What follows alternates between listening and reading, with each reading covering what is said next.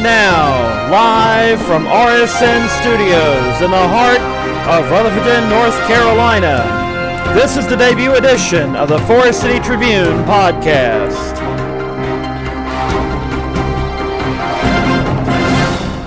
And welcome everybody to the debut edition of the Forest City Tribune podcast. And for those of you who wonder what the Forest City Tribune is going to be, it is going to be eventually my blog / podcast for my hard news coverage, my basically my analysis I've been doing on the RSN radio, the old RSN radio show, which, you know, it was called Stay Awake with John T. Hill for a long time, and then I basically decided to split it up into 3 different shows. And what this show is going to be about is we're going to talk mainly about politics, current events, world news, U.S. news, business, stuff like that, and just what's going on in the world that's primarily outside of, you know, gossip, entertainment, celebrity, pop culture, geek culture, stuff like that. So, tonight we're going to talk about when business is too big. The biggest problem right now in America, in my opinion, is the fact that business is too big. You've got corporations that have become almost as big, if not as big, as the government themselves. And it's a very dangerous thing, ladies and gentlemen. And if we're not careful,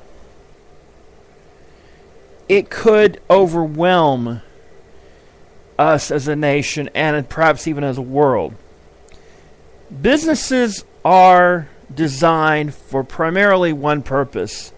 That's to create a profit. They're not in it to do anything other than that, except with rare occasions when the business owner has that in mind. A lot of these corporations are only interested in bringing in profit and bringing in dividends to their shareholders. They're not interested in anything else by that. And in a lot of ways, they'll do it by hook or by crook. And that's what a lot of people don't understand, is they go, well, why are the liberals attacking business so much? Well, it's not that they're attacking business. They're attacking business practices that are detrimental to the environment, detrimental to the workers. They're detrimental to the customer. And they're detrimental to the nation as a whole and the world as a whole. Now, let's start with the mergers of 2 major telecommunications companies, 4 of them actually, into 2. AT&T and DirecTV, and then Comcast and Time Warner. Now, back in the 80s, there were something like 50 different communications companies that ran radio stations, TV stations, and whatnot. And for the most part, you know, everything was fine. You didn't have to worry about, in major cities, about having less than one newspaper, and you had plenty of voices that could be heard. And in some cases, in some major cities, that's still the case. But in smaller cities and smaller towns, it's gone from, say, maybe you might have 2 newspapers, one daily, one weekly. In some cities, you had a daytime newspaper and an evening newspaper. Now, for the most part,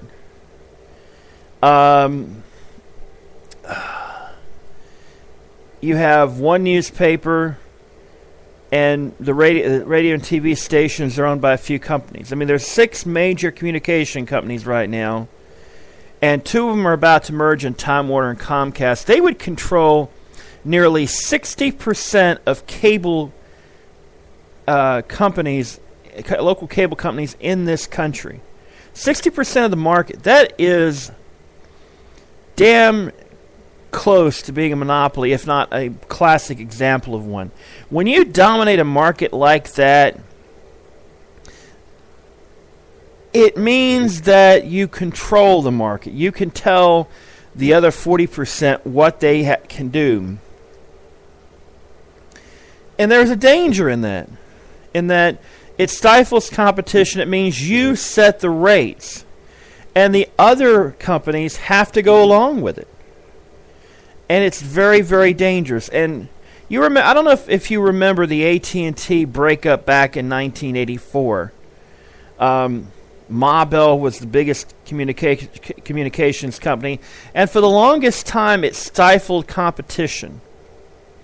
Well, when it broke up, we had long-distance companies, MCI and others, come along, and those companies spun off, and we eventually got cordless phones, we got cell phones, and one wonders if 30 years ago, if the Reagan administration had basically stopped trying to follow this case and say, well, AT&T can stay together, we would probably still have corded phones. We wouldn't have cell phones. We probably wouldn't even have really good cordless phones. And we probably wouldn't have really that good of an internet, if any internet at all. AT&T for the longest time stifled competition.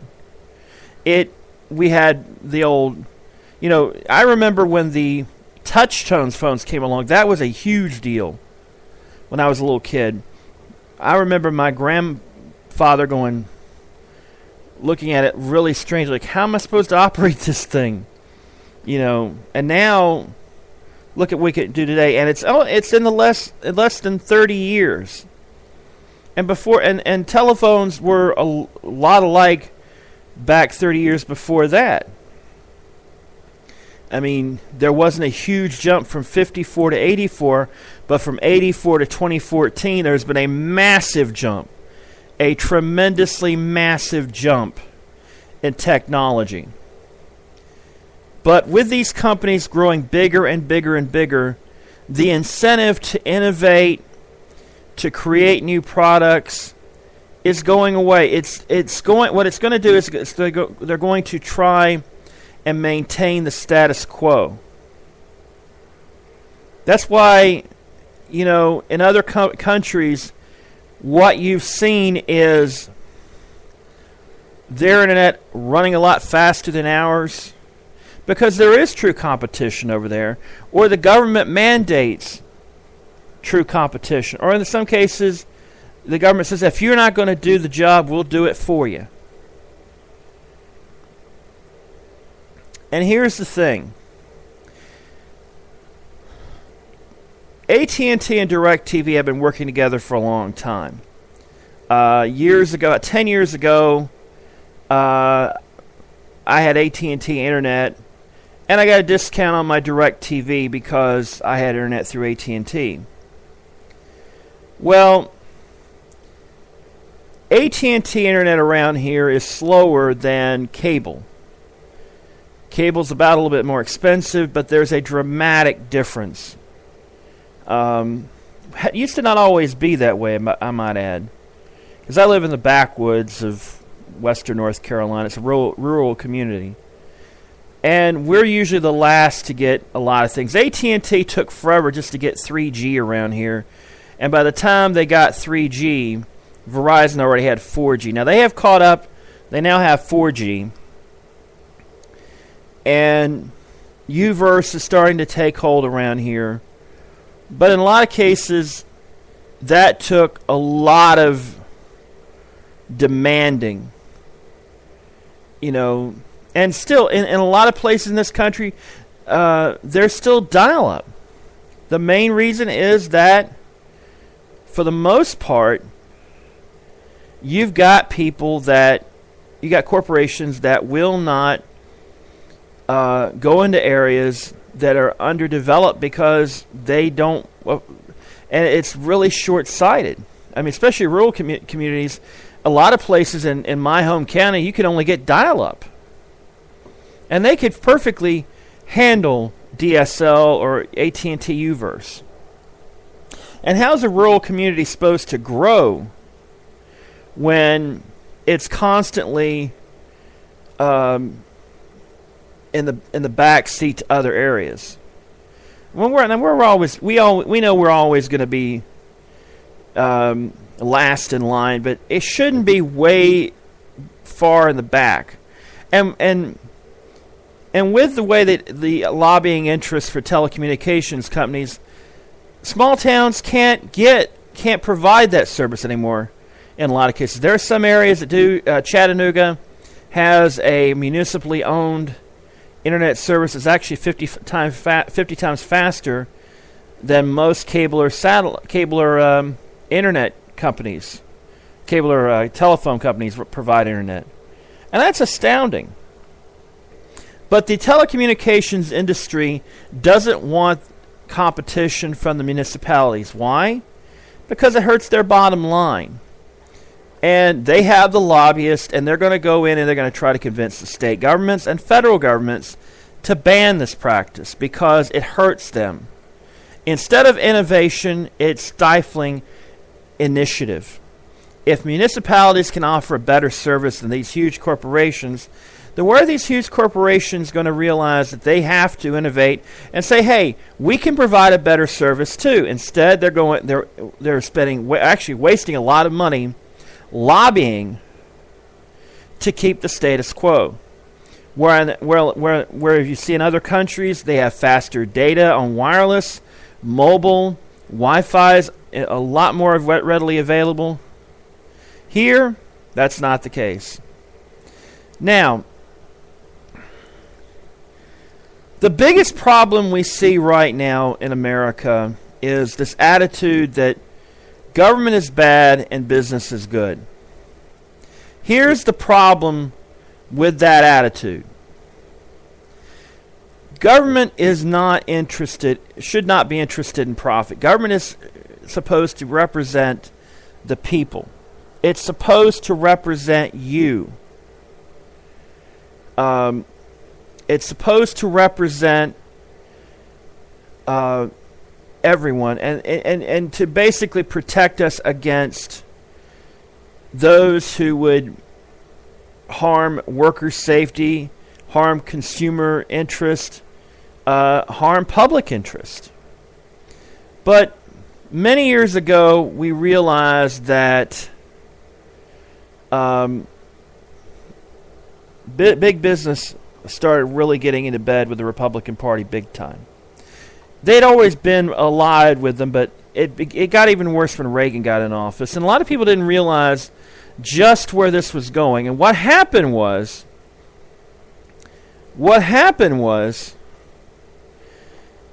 is that Ronald Reagan unleashed a very dangerous beast. And now we're seeing it pay back. You've got so many of these huge corporations that do not understand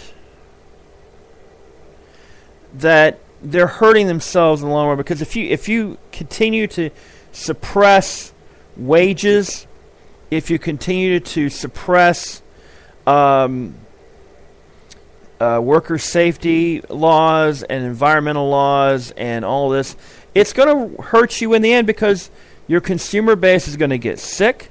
Your consumer base can't afford what you buy. It's so damn short-sighted. It's this belief that you got every quarter is life or death instead of long-term planning. So, not every big business can really boast that they're really doing great right now.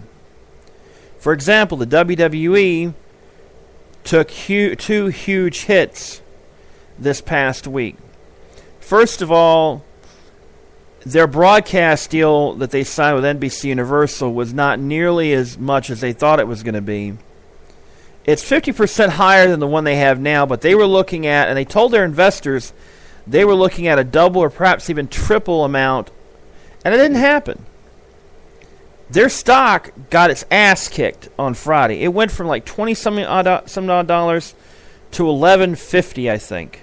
And today it went down even further. Not as bad as I was expecting, but here's the problem. The problem is that this is only the tip of the iceberg. WWE is going to bounce back. They're an entertainment company. But when you have companies promising stuff they can't deliver and artificially inflating the stock price, and then they come out with the quarterly reports or whatever, and you find out that the company promised more than they could deliver, people lose money. Big time. And the problem is the stock market has become the focal point of our economy. It used to not always be that way. Manufacturing used to be the heartbeat of our economy. And in the last third of a century, our manufacturing base has been devastated.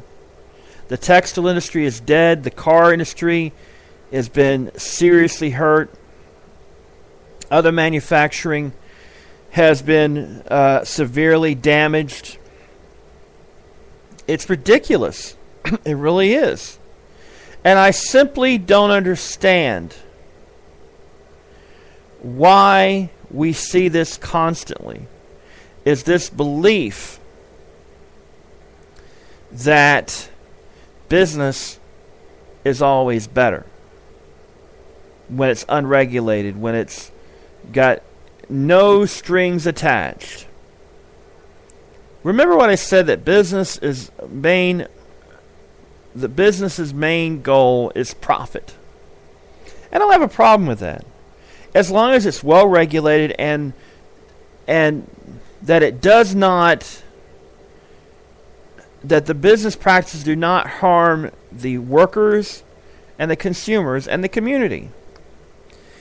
North Carolina's legislature, the corporate whores in that regime in Raleigh, as I like to call them, are actually planning to pass legislation that would criminalize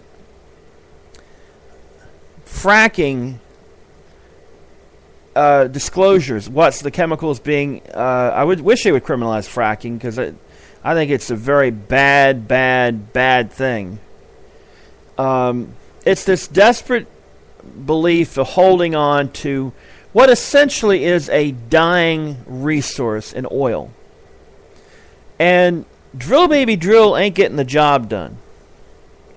And instead of innovating, going, hey, we know oil's running out, let's invest in these other energy creating industries so that we have a leg up.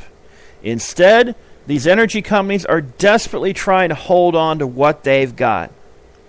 And they're willing to sacrifice the environment to do it. They're willing to put short-term profits above the health and safety of an entire planet, an entire ecosystem. We're not talking about human life here. We're talking about animal life, plant life, everything. And yeah, the planet won't blow up, but nothing will be living on this planet if we're not careful within a few hundred years. And that would end civilization as we know it. But we're told by corporate controlled media that and the ones I'm talking about, it's not just Fox, that climate change isn't that big of a deal. Well, if it isn't that big of a deal, then why are we seeing reports that by the end of this century, sea levels could rise as much as 10 feet? Do you realize what a 10-foot rise in sea level would do to major cities like Miami, Charleston, South Carolina, Wilmington, North Carolina, Norfolk, Virginia, Washington, D.C., Philadelphia, Baltimore, New York, Boston? Folks, this is dangerous. This is very, very dangerous turf that we're going on. And if we're not careful, we're going to see perhaps the most dangerous time in our world's history coming up, because we're going to be scrapping for resources, food, clean water, clean air, because of the short-sightedness of industry. And it's because governments have been weakened and not able to respond, because the people have been told, well, if the government gets involved, it'll cause job loss. It'll mean higher taxes. It'll mean needless regulations. Well, when you're told that over and over and over again, you think anything by the government's bad. Folks, the problem isn't the government. The problem is the business. Businesses want no regulation whatsoever. They want to be able to do whatever the hell they want without any kind of any kind of regulations whatsoever. I'm trying to find another word for it, but I can't. And that the government has been going along with this for a long, long time. For the most part, I mean, Clinton and tried his best to kind of right that balance, but it didn't work that way. And Barack Obama's not been able to do anything because the Republicans in the House are damned trying to prevent anything from happening, because they put politics above the interest of the nation. And when you have gridlock government, who benefits? Business. And business, and I'm not talking about the good businesses, I'm talking about those that don't care. Those that put money above people, above their national interest. The Koch brothers, for example, or Koch brothers, I don't know what the hell you call them, Koch or whatever. The problem is that they only care about money and power. They don't care about what their impact is, except in their idea, hey, we've got all this power, we can influence elections and all this. The problem is, when you have that much power, when you can basically fund entire campaigns and tell government what to do, that upsets the entire balance of the way things are supposed to be in a democracy. That turns us into an oligarchy. And my biggest concern right now is that if we're not careful, we're going to find out that our country is falling apart big time. And we're going to have people that are even in more deeper poverty. We're going to have no middle class whatsoever. We're going to have people that We're going to have rich people that are terrorized at the very thought of anybody getting in their way. And that's a problem, ladies and gentlemen. Every nation that has had this kind of disparity has had extreme violence, has had rampant crime. But these industries don't care. They have enough corporate power and enough corporate muscle to protect themselves. They don't care about you. The Time Warners, the Comcast, the AT&Ts, all these huge companies, Walmart, they don't really care about the consumer as much as they would claim to be. They only care about their profit margins. They don't care about their employees. The employees are just another resource. You ever notice that they don't call it personnel anymore? They call it human resources. That's an interesting bit of wordplay right there. Because personnel means you're a person. You matter. Human resources means that you are a resource. That you're just another resource. You're just no better than the manufacturing material, or if you're in a retail industry, the merchandise on the shelf, or the displays, or the lighting. You're a resource.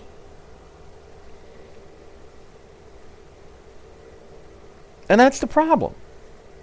We're dehumanizing ourselves. And big business, sad to say, doesn't realize it's doing themselves more harm than good. Walmart has seen sales continue to decline, especially overseas. Why? Because they're finding out that the people that they used to court to buy there aren't buying there anymore. They can't afford it. And the people they'd like to attract, the more upscale market, don't want to go to Walmart because, hey, Walmart's seen as being cheap. And here's the problem. Walmart isn't doing much to change it. They're just looking at, well, we can streamline our store. We can have less people. We can have less cashiers. We can put more automated self-checks in. We can... Have you been in Walmart lately? Shelves are emptier. You can't find as much help as you once did. That's sad to say. I wish when I worked there that it was like it was when I first started there, when you had plenty of help. Now it's like having people on the floor is a detriment. Having cashiers, it used to be you when you went to Walmart, yeah, you might be in a line of maybe 2 people. Now, frequently, and this is during a regular every average day. I'm not talking about a really busy day. I'm talking about an average day. It's ridiculous. These businesses, and Walmart's far from the only one. Target's just as bad, and others are just as bad. And they don't pay their employees as much as they should. Especially Walmart, and Target's just as bad from what I understand. We don't have a local Target around here. And when you don't pay your employees a living wage, they can't afford to shop at your place. Not for the items that really make a difference. And that's why, it's just harming. And I could go on and on and on about this. But to put a bow on this, remember this. Big business isn't interested in you. Big business is only interested in making money, in turning a profit and returning a dividend for its shareholders. And unless you're a big shareholder, they don't care about you. Not really. All right, let me tell you more about what we're going to be doing here at Forest City Tribune on this particular podcast. We're going to shift a lot of the political talk and a lot of the newsy talk from what is RSN radio to here. And we're going to probably try to do maybe 1 or 2 posts a week on this. It just depends on what's going on in the world and such, and how much I can keep up with it and things like that. It may have something to do with the issues of the day. It may be like today, it's a long-standing issue about big business. And I don't have a problem with business that conducts its business affairs legally, ethically, and morally. But when you only are interested in profit alone, that becomes a problem. Because it means, and that when you influence government to basically take off any restraints whatsoever, it means that means businesses that aren't ethical, aren't entirely ethical, entirely moral, entirely looking out for their interest other than their own, are going to run roughshod. They'll destroy the environment to make money. They'll try and overcome laws where they can pay you pennies on the dollar if they can get away with it. That's why these free trade agreements have been, they were promised to be great. Instead, they've really done more to hurt the American economy than anything else. and we were told, well, America's the greatest, have the greatest workers in the world. They can compete with anybody, and we got our ego fed like that. And by the time we got it passed, the businesses sent their stuff overseas. Well, you're great workers, but we can pay these people cheaper, real cheaper, as in a hell of a lot cheaper. And yeah, the goods aren't as good as they once were. Who cares? It's cheap. Well, when you're constantly buying new stuff, that's a problem. So, anyhow. So, Forest City Tribune is going to be a blog about the hard news, so to speak. RSN Radio will be about sports, obviously. Sports business and other things like that. Here we'll talk about communications and stuff like that, which I've done in the past. And then the Rutherford Times is going to be about pop culture, geek culture. You're going to see a lot of reviews. And one of the things I'd like to do is to do a live blog, I guess. I guess you can call it a live blog of my favorite episodes. You have people that do reviews of their favorite episodes. Well, what I'm going to do in the near future, and I should have done this when I didn't have a job, but now I do have a job, and I have the idea now. By the way, I do have a job at Lowe's. I went for my orientation today. I go back for my second day of orientation on Wednesday, and I start Thursday. So if you've been saying prayers for me to get a new job, thank you so very much for that. I appreciate it. And it's only a seasonal position right now, but I feel confident that I'm going to do really well in it and I can get a full-time position. But I'm still looking for a permanent position. I'd love if we had a real good electronics store around here, but unfortunately we don't have a Best Buy in my area or anything else like that. Because like I said, I live in a very small town. Now, the Rutherford Times will be about a pop culture, geek culture. I'm going to probably do Battlestar Galactica to begin with, because it's on Netflix. I'm going to probably try to do Babylon 5. I'd like to do Game of Thrones eventually. And other series that strike my fancy. Firefly.